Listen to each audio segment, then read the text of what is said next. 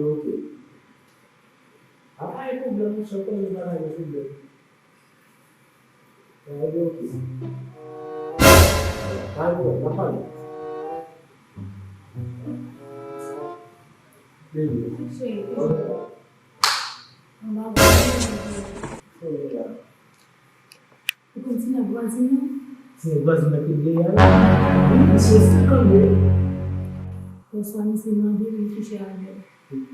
Sim, quase não. E mandou puxar a vela. Só fait même, c'est fréquent. Eh bien, chérie, qui ça me fait? Ou toujours dire que je vais bagage pour me partager. Je partage la velle. Oh, bon.